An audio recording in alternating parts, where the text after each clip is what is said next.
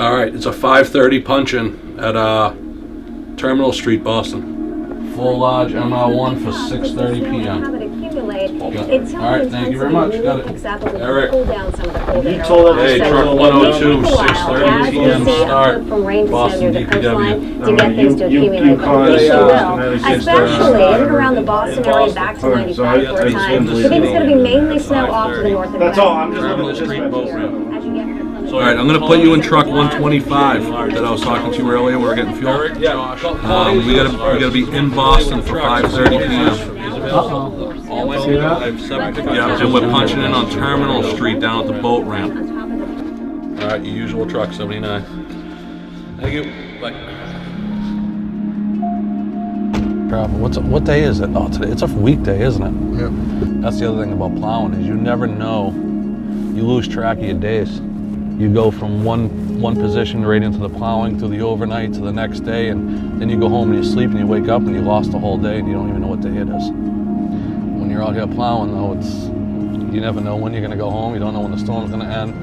It's New England weather. Everything's unpredictable. You don't know when it's going to start officially. You don't know what's going to end officially. And you don't know what the weather's going to do after the storm ends. If it goes to a deep freeze, you're going to stay out here sanding.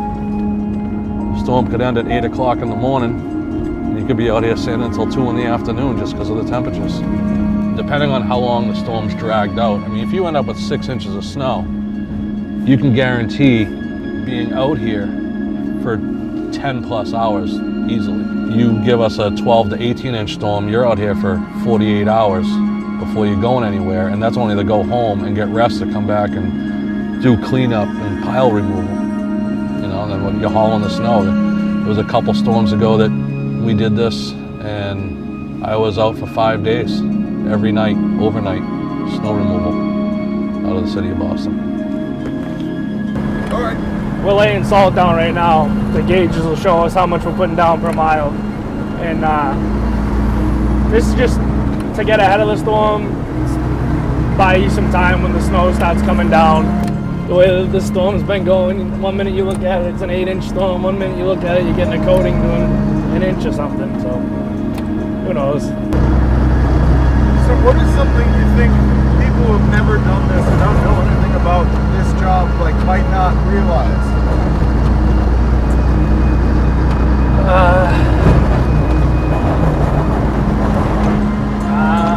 You're more out here for the people than you are for yourself.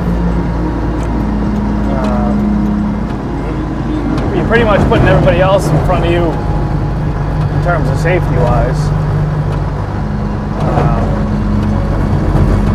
It's not like we're doing this for ourselves. We're doing it for everybody else and their safety. Sometimes it's not the safest conditions for us to be doing what we're doing, but in order for people to be able to move on with everyday life, we have to make the sacrifices of taking care of the unfortunate conditions. It's the life of a plow driver. It's in my blood. I grew up, my father still does it. 58 years old and he's still plowing around the clock working for a local town. I just grew up doing it. It's just what I know. It's just normal to me. I say all the time that I don't want to do it anymore, and here I am finding myself doing it again. I honestly feel that we don't necessarily match up. We actually exceed what most do. I hear from other contractors.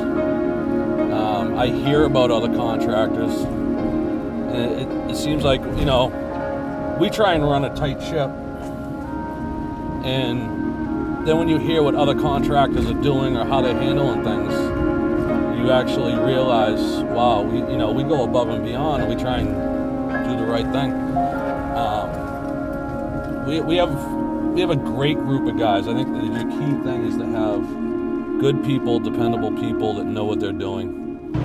I mean, it doesn't matter where you go or who you talk to, they know the trucks. Yeah.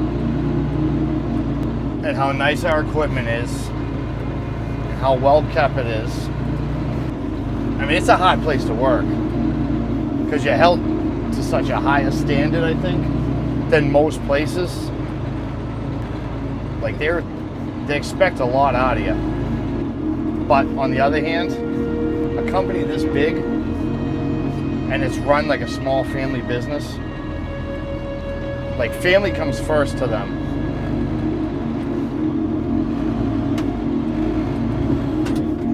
Like they will do anything for you and your family. Like when you come up through the company, you're like molded to adapt and overcome. Like you just get it done. It doesn't matter what it takes or how you have to do it. I was up at 4, got to the job at 5:45, started work at 7, worked till 3:15, went to the shop, grabbed the truck, went to the Boston town yard, got salt, came here and started for 5:30. And when do you think you'll be done?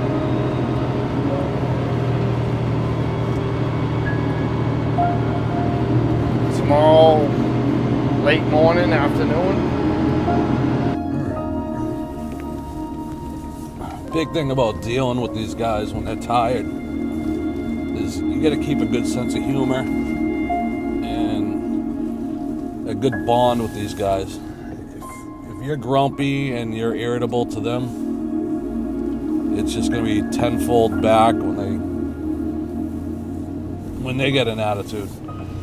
So the more humor you keep in it, keep it friendly, be understanding, and it's going to make everybody's day easier. So typically you got your 8-hour work shift, you get a half-hour break. But when you're out here doing this snow work, a lot of times they consider it a state of emergency. You got to keep the roads open. So some of those laws just don't apply anymore. You're out here on these roads sometimes many hours with no break. I try to let my guys get in, if they're feeling sleep deprived and it seems like it's going to be a safety problem, I tell them I don't care who yells at who, it's safer for you to go take a nap. But there's a lot of guys that won't, and a lot of people don't understand the hours that get worked when a storm happens. And then they want to know why the plow guy had an attitude. The plow guy's been up for 2 days straight while you were home sleeping in your nice warm house. Audie. Hey, I'm out of slips again. Buddy, this is like the second or third time tonight. What are you doing? You using salt? You just throwing it on the ground?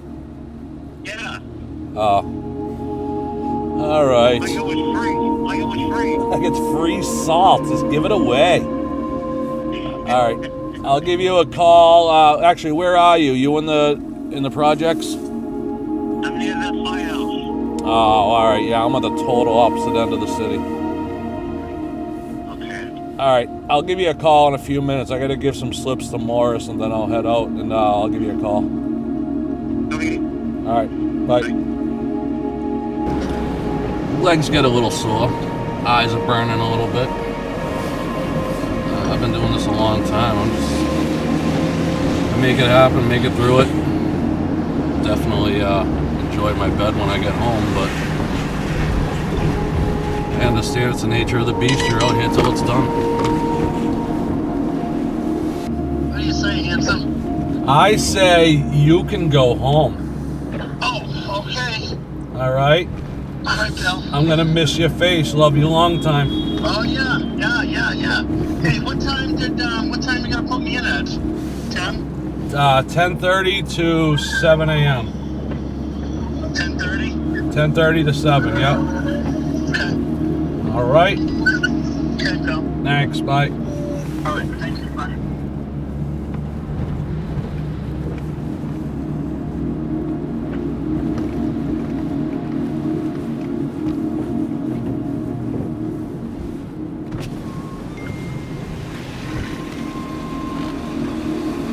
can head home, brother. All right, kid. All right, thank you for coming in. Appreciate it.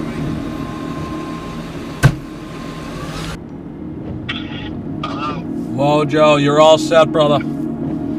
All set? You can head on home. All right, thank you, boss. Thank you for coming in. All right, anytime. Anything for you. Oh yeah, now you're being nice because you're going home.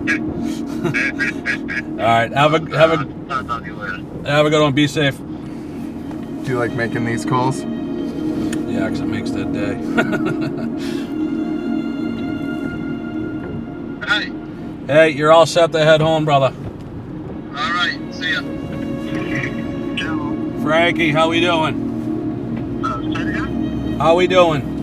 How we doing, all right? All right, you're all set to head home, brother. All set? They're all done with the plowing equipment. I think they want it off the roads because of the traffic. Okay.